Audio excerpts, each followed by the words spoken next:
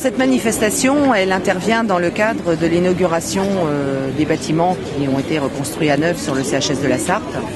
Une reconstruction qui s'est relativement bien passée, mais qui aujourd'hui nous permet de constater que nous n'avons pas les budgets pour nous permettre d'avoir aujourd'hui la capacité suffisante d'accueil en termes de lits et en termes de personnel pour les usagers en santé mentale dans le département.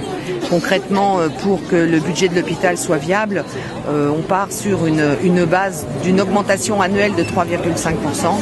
La dotation qui nous est allouée au niveau de l'Agence régionale de santé, qui entre parenthèses est complètement inégale puisque tous les départements ne sont pas dotés de la même façon, est à hauteur de 0,35 et que bien évidemment tous les ans on génère un déficit de 3,1% et que donc on a déjà été amené l'année dernière, la direction a pris comme mesure pour un retour à l'équilibre de supprimer 30 postes, de fermer 20 lits. Il y a une annonce qui a été faite très officiellement par la direction de continuer les suppressions de postes pour aller jusqu'à 70-80 à avril 2015. Pour cet été, au prétexte de pouvoir donner les congés aux agents, on ferme 30 lits avec aucune garantie d'ores et déjà sur une réouverture de lits au mois de septembre. Aujourd'hui, on réclame qu'au niveau de notre tutelle distributrice des budgets, d'une part qu'elle regarde la répartition au niveau des différents départements de la région, de façon à ce qu'on ait une répartition égalitaire. La Sarthe a été précurseur en termes de restructuration.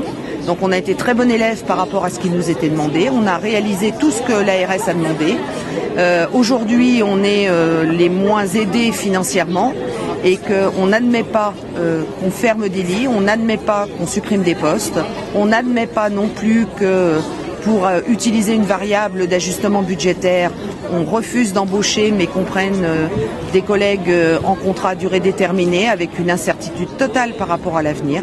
Donc on précarise la fonction publique, on smicardise les salaires et que à l'ARS de prendre ses responsabilités. Les usagers ne peuvent plus être accueillis puisqu'on ferme des lits. Les collègues travaillent en insécurité permanente. Les élus ont été saisis, les élus vont à nouveau être ressaisis de ces demandes et après chacun assumera ses responsabilités.